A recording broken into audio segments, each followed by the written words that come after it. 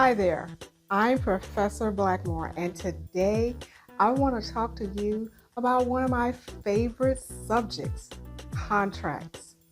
Now, while boilerplate form contracts and agreements may work for certain situations, in my opinion, they add even more exposure for future civil and even criminal liability because there's a loss of focus on 5 critically important business issues. Now, in the past, I've demonstrated this for you when I talk to you about my side piece or side chick settlement agreements like the Donald Trump and Stormy Daniels hush money non-disclosure agreement or the Bill Cosby and Andrea Constad civil settlement and confidentiality agreement. Now today, I want to talk to you about the Dave Chappelle Show Netflix saga. And I'm going to show you how to draft a lit licensing agreement. And if you happen to see Dave Chappelle, tell him to call your girl. Because if the truth be told, we're wondering why Dave Chappelle is always in some sort of contract quandary. Anyway, as you know, last November, Dave Chappelle found out that episodes of The Chappelle Show had been licensed and Netflix was streaming those episodes on its platform. Now, all of the facts are unknown as to how it is that Dave Chappelle keeps getting into these contract situations, but in my estimation, there must have been some type of poor contract decision making and or personal decision making on the part of Dave Chappelle. He does not own any rights to the Chappelle Show, and it's just not clear what, if any, contract terms exist on the issue of Dave Chappelle's right to any royalties and or how he factors into any of the licensing deals that the owners entered into with licensees like Netflix. So in my 5, 7, 10 contract analysis, I show you how to spot 5 business issues, 7 contract concepts or problem solvers, and 10 contract sections. Now, in my brief research going all the way back to the beginning of how Dave Chappelle found himself in this dilemma, many unresolved business issues pop right out. And the only way to determine what all of the problems are is to take each of the client's major business goals and determine if any of one of 5 business issues are present. And to do this, I use my business issues worksheet. Now here is my business issue worksheet, and you can see here I have those 5 business issues listed across the top of the worksheet.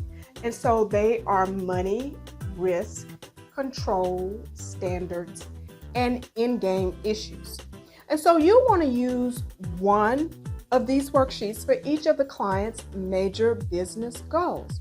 And you want to start off by writing the client's business goal right here in the top left-hand corner of that business issues worksheet. And as you know, I like to organize the client's goals in order of the most important or the top business goal, and then I work myself down to the least important business goal. And so you may need to even break up that business goal into parts or elements. And then you want to go across the worksheet and determine what all of the problems or issues that are created by that particular goal or part of that goal. Now, 2 things pop right out about David Chappelle's Chappelle Show situation, and that is that Dave Chappelle does not own Chappelle Show.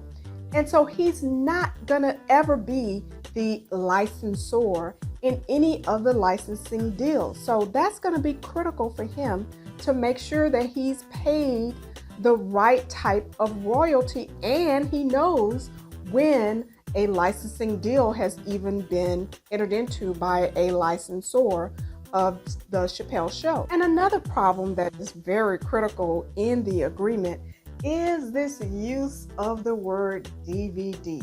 And so here, if we look at some of the contract terms of season 3 and 4 of Chappelle's show, you can see here that the deal called for Dave Chappelle being paid $4.5 million non-refundable upfront, 50% royalties on DVDs. So as you can see, there was no foresight, no looking into the future, into the issue or the end game issues for Dave Chappelle. Okay, so when you look at the terms of the contract, it called for a $4.5 million non-refundable upfront payment to Dave Chappelle, 50% royalties on DVDs and merchandising, a $275,000 per episode, and $25,000 per rerun. So as you can see here, there's just very loosey-goosey. Okay, that's what I call it, loosey-goosey, because there is no foresight, no looking into the future in what I would call Dave Chappelle's in-game issues. Because at some point, Dave Chappelle was gonna walk off the set, or the show was gonna end at some point. Each season, there would be some type of in-game issues, okay, that would dictate royalties and payments in the future, okay? And so when you have royalties tied to DVDs, that lets you know that it has no foresight, no looking into the future, into the technologies of streaming like Netflix and other platforms that just stream that content. And so when I just look globally at Dave Chappelle's first main business goal, when you're looking at Dave Chappelle as a person who does not own that content, he does not own Chappelle's show, his main goal is that he wants a royalty payment allocation each time an episode of Chappelle's show is distributed by the Chappelle Show licensor, whoever that may be in the future, in any technological viewing format that may exist in the future, including but not limited to DVDs.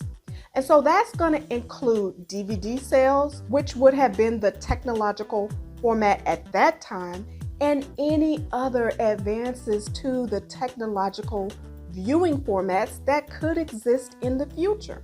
And so it seemed like it was just tied to DVD sales. And so if Netflix is streaming it, they're not selling any DVDs, he's going to be completely cut out of any royalties that may accumulate from Netflix or any other licensees playing and selling the viewing of that content. Now, when I come back, I'm going to show you how to go through and determine the money risk control standards and in-game issues that could exist from this particular goal of Dave Chappelle as he is thinking about drafting a contract that is going to add value to the deal.